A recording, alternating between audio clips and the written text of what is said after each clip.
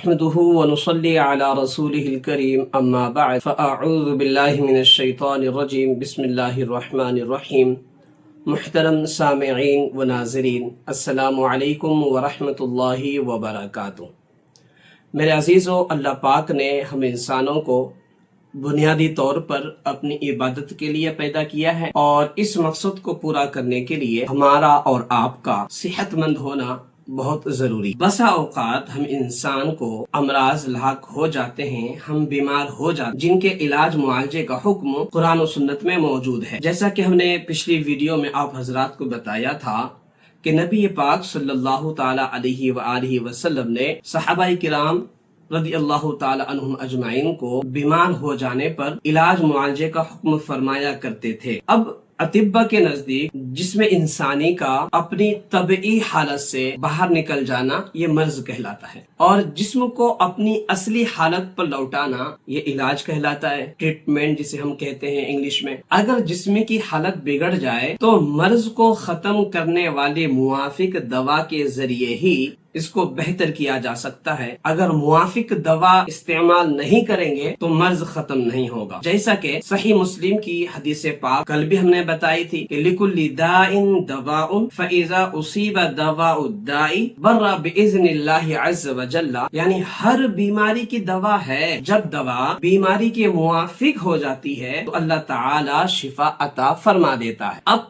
حدیث پاک سے ہمیں یہ پتا چلا کہ بیماریوں کے علاج تو ہیں، مگر شرط کیا ہے کہ جو بیماری ہے اس کے موافق علاج ہونا چاہیے۔ تو میرے عزیزو، ہم نے آپ حضرات کو کل یہ بھی بتایا تھا کہ مرض دو طرح کے ہوتے ہیں، ایک طبی ہے اور دوسرے روحانی ہے۔ اب یہ بات سمجھیے کہ امراض طبی ہوں یا امراض روحانی ہوں، جب تک ہمیں مرض لاحق ہونے کے، مرض لگنے کے بارے میں صحیح علم نہ ہوگا تب تک ہم موافق علاج تیار نہیں کر سکتے، اور نہ ہی کوئی ڈاکٹر، کوئی حکیم، کوئی معالج صحیح علاج تجویز کر سکتا ہے۔ اب موجودہ دور میں بیماریوں کی غیر تسلی بخش تشخیص کی ہی وجہ سے، غلط ڈائگنوسس کی ہی وجہ سے انسان بہت سی پیچیدہ اور خطرناک بیماریوں کا شکار ہو جاتا ہے، اور مریضوں کو شفا نصیب نہیں ہوتی، تندرستی نہیں ملتی۔ اس لیے سب سے پہلے ہمیں امراض لاحق ہونے کے اسباب کا علم ہونا ضروری ہے کہ وہ کون کون سے اسباب اور وجوہات ہیں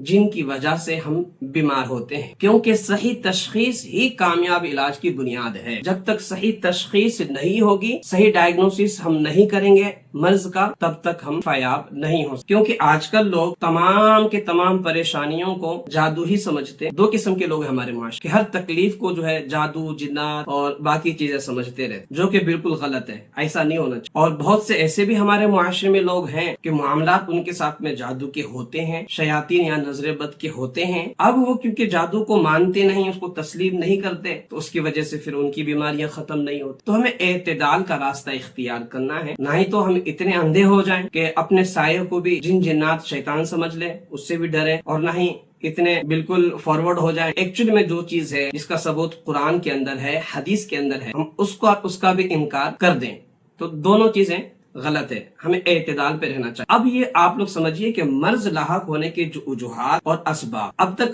ہم نے تحقیق کی ہے، جو ہمارے تحقیق میں آئی ہے، وہ میں بیان کر دیتا ہوں کہ وہ کون کون سے وجوہات ہیں، اسباب ہیں۔ یہ جتنے وجوہات اور اسباب ہم بیان کر رہے ہیں آپ حضرات کو، یہ ہم نے بہت زیادہ غور و فکر کرنے کے بعد، کئی سارے کتابوں کی تحقیق پڑھنے کے بعد یہ ہمارے سامنے آئی ہیں۔ تو جو اسباب اور وجوہات ہیں اس کو سمجھیے۔ ایک ہے نظر بد۔ نظر بد کی وجہ سے بھی ہم بیمار ہوتے ہیں۔ نظر بد انسانوں کی بھی لگتی ہے، جناتوں کی بھی لگتی ہے۔ اس کے علاج کے طریقے، علامات انشاءاللہ ہم اگلے ویڈیوز میں بتائیں گے، ضرور بتائیں گے۔ تو پہلا ہے نظر بد، اس کے بعد ہے سحر، جسے عام زبان میں جادو بھی، اس کے بعد ہے شیاطین۔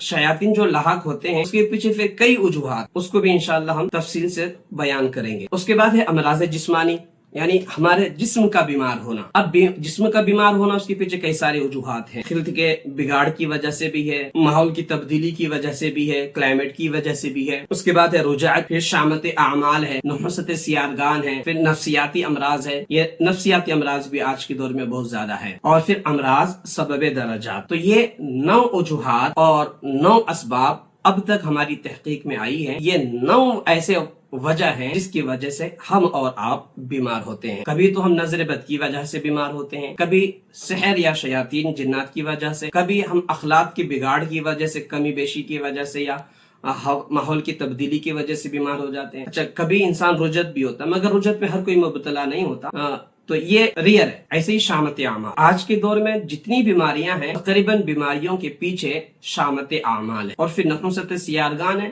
اور نفسیاتی امراض بھی ہے. اب مصیبت یہ ہے کہ ہمارے یہاں نفسیاتی امراض کو نفسیاتی مرض سمجھتے ہی نہیں. نفسیاتی مریض ہوتا ہے، ٹھیک ہے، تو کہنے والے بھی جادو جنات کہہ کر کے علاج کرتے ہیں، اور مریض بھی اپنے آپ کو سمجھتا ہے کہ میرے اوپر جادو ہو چکا ہے. تو خیر انشاءاللہ اس کے اوپر آنے والے ویڈیوز میں ہم تفصیلی گفتگو کریں گے. تو میرے نزدیک اب تک میں نے جو تحقیق کی ہے اس میں کمی بیشی ہو سکتی ہے، مگر 9 ایسے وجوہات ہیں جس کی وجہ سے ہم اور آپ بیمار ہوتے ہیں. تو امید ہے کہ آج کی یہ ویڈیو آپ حضرات کو پسند آئی ہوگی. تو آنے والے ویڈیوز میں ہم جو ہے انشاءاللہ تعالی ان تمام کے تمام وجوہات کو، اسباب کو تفصیل سے بیان کریں گے، ان کے لاحق ہونے کے علامات بیان کریں گے، ان کے علاج کے طریقے بیان کریں گے، فردن سنگل. بس آپ حضرات اتنا کریں کہ چینل کو سبسکرائب کریں، اور کسی مخصوص ٹاپک کے اوپر یا مرض کے اوپر آپ جاننا چاہتے ہیں، سننا چاہتے ہیں تو کامنٹ کریں، اور ویڈیو کو اپنے دوست احباب تک شیئر کریں تاکہ زیادہ سے زیادہ درست معلومات لوگوں تک پہنچے. اللہ کریم سے دعا ہے کہ رب کریم ہم سب کو ہر قسم کے آسمانی زمینی بلاؤں سے، روحانی و جسمانی بیماریوں سے محفوظ رکھے. آمین بجاہ النبی الامین صلی اللہ تعالی علیہ وآلہ وسلم. السلام علیکم ورحمۃ اللہ وبرکاتہ.